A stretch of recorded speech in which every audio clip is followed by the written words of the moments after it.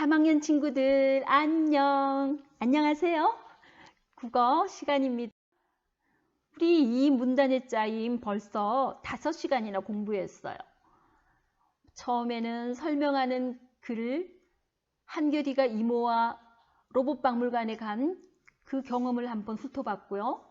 그리고 문단이 무엇인지, 문단에는 어떤 특징이 있는지 알아봤어요. 문단에는 중심 문장과 뒷받침 문장이라는 게 있다는 개념을 확인했고요. 특히 지난 시간에는 옛날에는 어떤 과자를 먹었을까요를 읽으면서 중심 문장과 뒷받침 문장을 우리가 파악해서 구별해보는 활동까지 했어요. 근데 왜 문단의 중심 문장과 뒷받침 문장을 굳이 파악하고 구별해야 할까요? 지난 시간에 우리 선생님과 질문과 답을 했어요. 기억나세요? 맞아요. 중심 문장과 뒷받침 문장을 구별하면 설명하는 글을 잘 이해할 수 있어요. 또 있어요. 중심 문장과 뒷받침 문장을 구별할 줄 알면은 오늘 하는 활동, 글을 쓰는데도 도움이 됩니다. 우리 지난 시간에 선생님이 과제 하나 줬어요. 그죠? 맞아요. 국어 활동 16쪽, 17쪽 해결하라고 했어요. 친구들 하셨을 거예요. 선생님하고 한번 봐요. 자, 동물의 보호색 문단 첫 칸 들여서 쓴 거 선생님이 표시했어요. 동물들은 보호색으로 자신의 몸을 지킵니다. 나뭇잎을 기어다니는 애벌레는 초록색이어서 눈에 잘 띄지 않습니다. 나방은 나무 껍질과 비슷한 보호색으로 천적을 속입니다. 개구리도 사는 곳에 따라 녹색이나 갈색으로 색깔을 바꾸어 자신을 보호합니다. 카멜레온은 주변 환경에 따라 색깔을 바꾸는 대표 동물입니다. 이런 제목은 동물의 보호색. 자, 제목이 동물의 보호색이니까 아마 이 글에서는 동물들 그리고 그 동물들이 어떤 보호색인지 아마 나왔을 거예요. 그죠? 나왔어요. 애벌레는 초록색, 나방은 나무 껍질과 비슷한 보호색, 바로 밑에 개구리는 사는 곳에 따라 녹색 또는 갈색, 카멜레온은 색깔 변하는데 으뜸이에요. 주변 환경에 따라 여러 가지 색깔로 변하는 대표 동물입니다. 라고 했어요. 그러면 여기서 설명하는 글, 동물들의 보호색 이 설명하는 글에서 뒷받침하는 문장은 벌써 나왔어요. 그러면 중심 문장은 동물들은 보호색으로 자신의 몸을 지킵니다. 이렇게 하고 여러분 잘 썼죠? 자, 그러면 다시 한번 개념 정리하고 가요. 문단 내용을 대표하는 문장을 중심 문장, 그리고 중심 문장을 덧붙여 설명하거나 예를 드는 방법으로 도와주는 문장을 뒷받침 문장이라고 합니다. 자, 그럼 오늘 무엇에 대해서 배우냐면요. 자, 오늘은 어제 파악하면서 글을 읽었고 오늘은 쓸 거예요. 쓰는 것 중에서도 땅땅 떨어졌어요. 무엇에 대해 쓸지 정해보겠습니다. 선생님이 그림을 4컷 가져왔어요. 이 그림 한눈에 보게 한번 정리해볼까요? 짠! 이렇게. 선생님이 어제 이 4칸에 옛날에는 어떤 과자를 먹었을까요? 1문단을 하나씩 문장 하나씩 넣었는데 오늘은 그림을 4장 넣었어요. 텐마루 밑에서 잠든 고양이. 어머 너무 이뻐 그죠? 그리고 뿔이 아주 멋진 사슴. 동물의 왕 호랑이. 그 다음에 나무도 한 그루 있어요. 이 가운데에서 나머지와 다른 사물은 무엇인가요? 금방 알죠 우리 친구들. 그죠? 왜 그 사물이 나머지와 다르다고 생각하나요?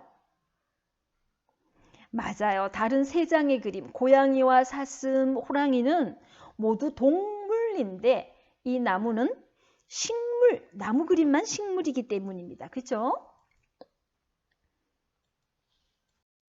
자, 오늘 공부할 것 중심 문장과 뒷받침 문장을 생각하며 문단 쓰기.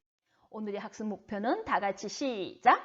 무엇에 대해서 쓰고 싶은지 정하고 자세히 알아봅시다. 오늘 이거에 대해서 할 겁니다. 자, 선생님이 교과서 또 한번 크게 키울게요. 짠, 내려왔습니다. 1. 보기를 참고해 문단을 완성해 봅시다. 자, 보니까 바다에서 얻는 것이라고 되어 있어요. 중심 문장은 무엇일까요?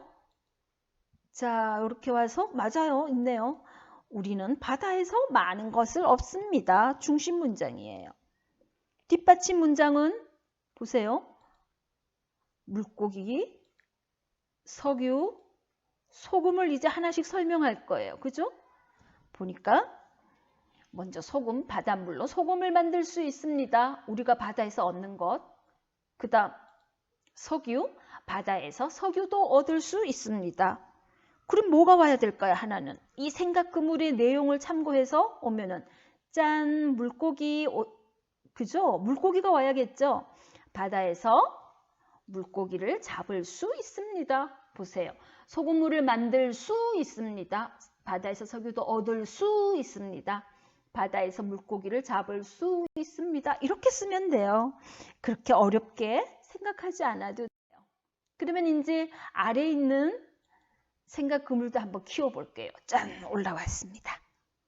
생각 그물에서 중심 문장으로 어떻게 표현되었나 한번 볼게요. 자, 공으로 하는 운동, 이 가운데 주제를 중심 문장은 이렇게 했어요. 공으로 하는 운동에는 여러 가지가 있습니다. 라고 했어요. 여러 가지 이거 축구, 농구, 피구입니다. 그죠? 그러면 이제 하나하나 설명할 거예요.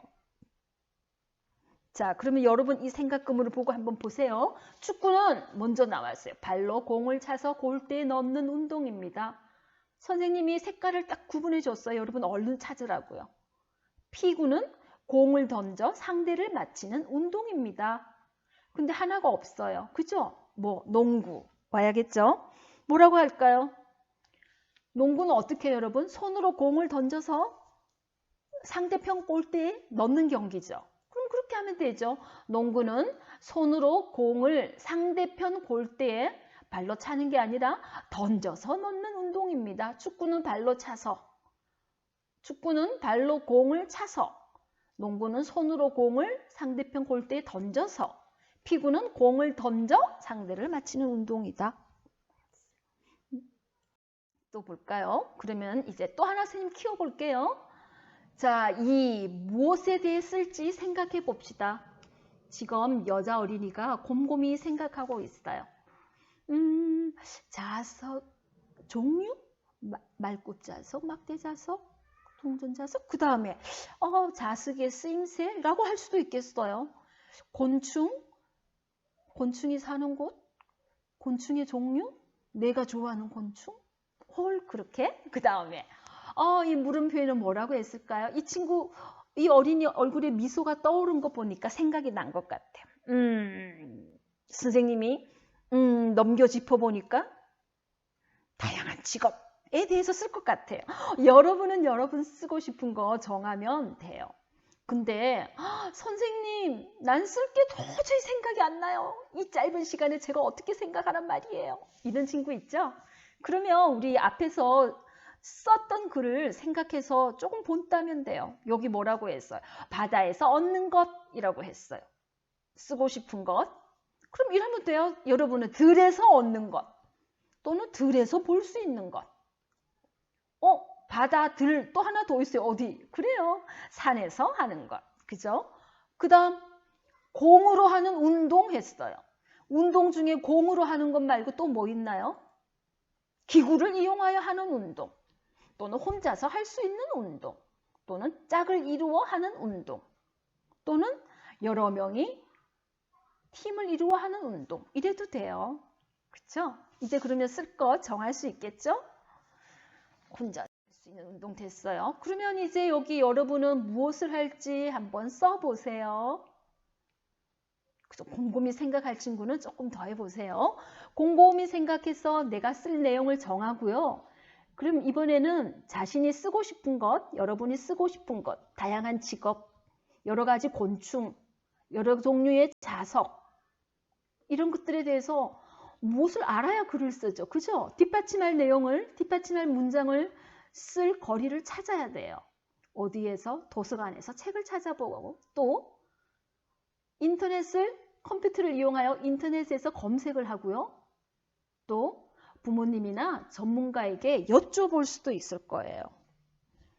그러면 여러분 무엇을 할지 정하고 그리고 이 세 가지 방법 중에 하나 또는 이 세 가지 방법을 다 이용해서 내가 어떻게 쓸지 자세히 알아와야 됩니다. 그죠? 그렇게 해야 다음 시간에 이제 그에 대해서 쓸 겁니다. 그죠? 다음 시간에 한 문단의 글을 쓰게 할 거예요. 우리 친구들, 오늘은 여러분이 써야 할 내용이 많기 때문에 선생님이 설명하는 부분은 짧았어요. 남은 시간 내가 무엇에 쓸지 정하고요. 그 쓸 것에 대해서, 쓸 내용에 대해서 조사를 해야지 다음 시간 선생님하고 글을 쓸 수 있어요. 그러니까 오늘 또 과제는 내가 쓸 내용에 대해서 자세히 조사하기, 어떻게 도서관, 인터넷 검색 또는 부모님이나 주위 분들께 여쭤보기. 됐죠? 자, 국어 이 문단의 짜임, 오늘 내가 쓸 글 내용에 대하여 정하기 6차시 수업 여기까지입니다. 우리 친구들 안녕. 우리 식으로 인사해요.